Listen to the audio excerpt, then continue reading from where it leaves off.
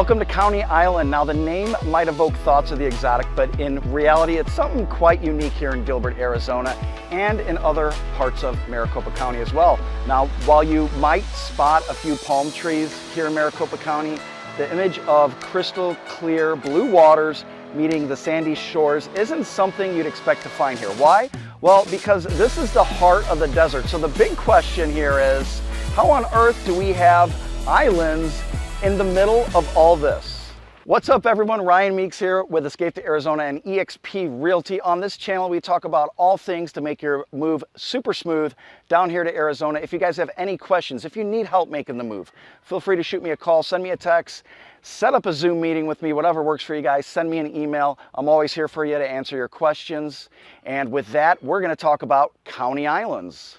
Now there are many county islands here in Maricopa County. These county islands are pretty much scattered through the city, and they have such names as Tonopah, Sun Lakes, Rio Verde, New River, Sun City. You might have heard of some of them, and some are rural and some are not, so you need to know that. So what exactly is a county island here in the Phoenix area? Over the past century, Phoenix has really experienced an incredible growth spurt, as you're all aware of, and the surrounding Phoenix area has been pretty much a playground of farmland, some expansive desert landscape, just waiting for its moment in the spotlight, basically. So these generous swaths of land frequently come with pockets, or they're kind of like keep out zones. So as the city grew to embrace these secluded, unincorporated enclaves, a new label kind of emerged called county islands. Now, here's where it gets interesting. Many of these county islands, they have a cozy farmhouse vibe. If you guys aren't getting that from what you see behind me, that's really what it is. Now, not every one of them follows this rustic script. Now, take for example, the famous county islands such as Sun City West, and Sun Lakes. Now, these are where they take a unique twist, catering to 55 plus and having more of a city vibe. So right here, this county island in Gilbert, Arizona, one thing to keep in mind is that it is under the jurisdiction of the Maricopa County Sheriff's Office. So what does that mean? Well, that means if someone was breaking into your home, now you could call the Gilbert Police Department and say, hey, someone's breaking in. I couldn't see them not sending somebody. But one thing to keep in mind is that this is serviced by the Maricopa County Sheriff's Department. So you do not have police services here. Also fire services. Let's say your house is burning down. There's a fire department 2 blocks away. Even though you have a Gilbert address, you will still need to have private fire service come in order to put that fire out. Now you could use both of these services, don't get me wrong, but you're gonna have a huge, hefty bill when all is said and done. Now, if a homeowner lives in an unincorporated area or a county island like we're at right now, they can save really big on taxes, but they're often responsible to pay things separately for their city services, such as trash, septic, fire protection, and even water. In other words, these items aren't supplied by the surrounding city. Homeowners often also have to pay a subscription fee to rural Metro Fire Department in order to have fire coverage. Now, there is a silver lining for being in a county island. It's what a lot of people are looking for.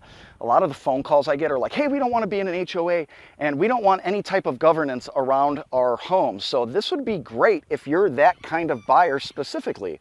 So it can be a great thing for horse property owners as well. Now in Arizona, there are a lot of different areas that have horse properties available to home buyers that are county islands specifically. These horse properties are scattered all over the valley, and many are considered to be located, like I said, in county islands, just like this one in Gilbert, Arizona. Now, one thing to keep in mind is you can get annexed if you're a county island. If, let's say, we have a square mile of county island property, all of the homeowners want to get annexed, they can go ahead and vote for it, and they can be annexed by the city of Gilbert if that is a two-way agreement between the city as well as the homeowners. Now, it is pretty difficult to get all the homeowners on board, and if they're all not on board, it's going to be difficult. Now, I did have a friend who basically was the only home in the county island, and she was able to get her home annexed, and she loves it because she has city services. You know, she has paved streets unlike the one that I'm standing on right here, and it really, for her, she has the county island feel, but city services, so it works out really well. So what are some cons that people might not like? Well, obviously you're going to have opposition from certain neighbors. You're going to have mixed reactions because some people will welcome it. Some people may want things to stay just as they have for the past 50 years. But you are going to have increased services, so that is a pro. You're going to have to clean up your property. So if you have some, for lack of a better term, crap in your front yard, cars, couches, the city is going to make you pick that stuff up. If you're in a county island, they really have no jurisdiction. Some people feel that the rural charm is diminished. So that would be another con, is that, you know, once the city comes in and does their thing, puts in sidewalks, that rural feel is sort of taken away. Now, what they love is that there's minimal restrictions right now with where they're living, and there's going to be more restrictions as more governance takes place.